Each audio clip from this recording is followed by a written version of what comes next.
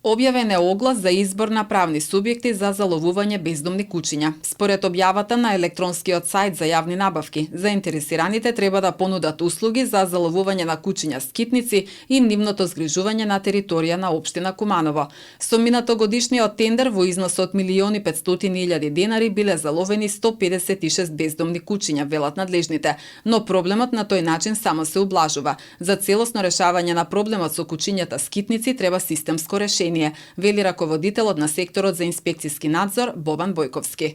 Проблемот по мене ќе треба да се решава многу посуштински, односно системски. Така да ние дававме неколку предлози, неколку пати за решавање конкретно. Навистина овој проблем е секаде во Македонија, може да кажеме еден меѓу приоритетите, затоа што знам откако имаме оној период кај што заврши тендерот и распишува нов тендер, навистина се јавија голем број на бездомни кучиња по нашите улици и ние се треба, откако ќе го добиеме тендерот, ќе бъде навистина малку по-бргу да реагираме и што повеќе во краток временски период да заловиме кучиња и понатаму само да одржуваме тој број, додека нормално пак не знам за која станува збор сума за тендер. Инаку суштински, кога би се вклучиле сите институции, мислам дека полека би требало, тоа не за една година, него по моја проекција, односно по наши разговори, минимум 3 години ќе треба сериозен пристап за да се доведе тој број на кучиња, бездомни кучиња, значи на еден многу минимален број, така да во Куманово, согласно проценка на ветеринарна станица, би било околу 20 кучиња.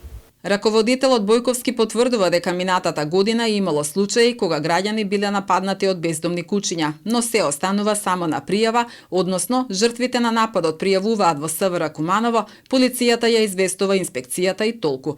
Бојковски потенцира дека општината е немоќна во целосно справување со проблемот. Единствено што може да превземе е да распише тендер за заловување на кучињата. Имавме ние разговори со ветеринарна станица и со други луѓе кои што се занимаваат со оваа проблематика. Тие како што предлагаате, значи први да се направи еден мориториум од 2 до 3 години, каде што ќе бидат апсолутно кастрирани сите кучиња кои што се бездомни кучиња. Понатаму втора фаза ќе биде оние кои што миленичиња, кои што сакаат да ги чуваат, да има две можности.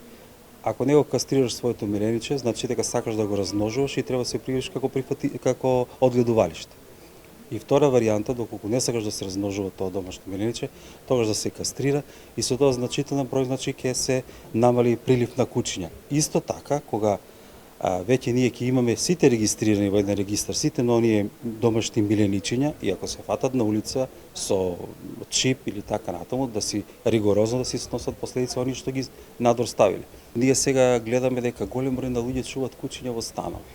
Да, тоа не е недозволиво, но сепак како што знам во другите искуства во други земји, навистина за да ти земеш некој милениче треба да доставиш докази дека навистина ќе го одгледуваш тоа домашно милениче како треба.